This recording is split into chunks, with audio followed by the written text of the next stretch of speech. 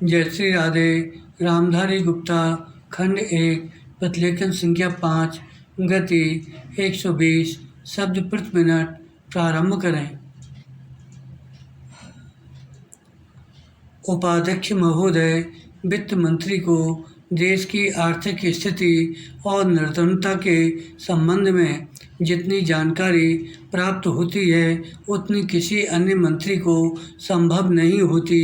Budget बनाते समय वैसे तो बजट में आय व्यय का ब्यौरा होता ही है, लेकिन मूल रूप में देश की आर्थिक नीतियों में किस प्रकार का परिवर्तन हो तथा किस मार्ग पर वह देश को चलाना चाहते हैं, सरकार का लक्ष्य क्या है, इन सब नीतियों का बजट में विवरण होता है। हमारे वित्त मंत्री चाहे जिस पद पर भी रहे हों, चाहे वे मुख्यमंत्री रहे हों या केंद्रीय सरकार में रहे हों, उन्होंने शानदार काम किया। जिस समय उन्होंने बजट प्रस्तुत किया, उस समय देश को और विशेष रूप से गरीबों को उनसे बहुत सी आशाएं थीं। देश में लगभग 6 लाख गांव हैं।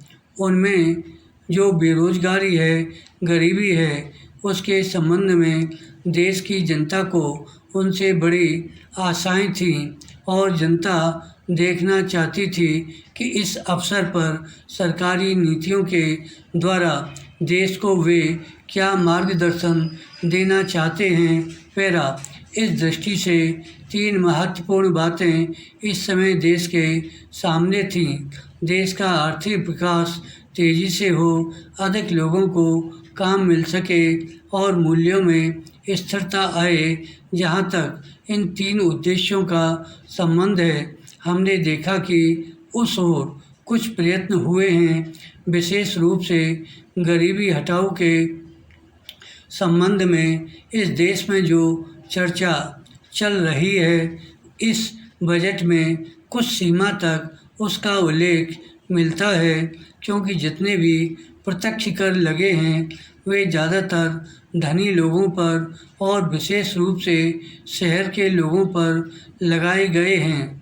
इस तरह से जो एक प्रकार की आर्थिक असमानता हमारे देश में चल रही है, उसको दूर करने का प्रयत्न अवश्य किया गया है। पैरा लगभग 5 दशक पूर्व जब हमारा देश स्वतंत्र हुआ था, उस समय देश में जितने सरकारी कर्मचारी थे, वे ऐसा समझ बैठे थे अब तक देश में जिस तरह से अंग्रेज़ों का प्रशासन चल रहा था, उस तरह से काम नहीं चलेगा, क्योंकि कांग्रेस के जो नए लोग आए थे, जो मंत्री बने थे, वे लोग धन के मामले में त्यागी आदमी हैं।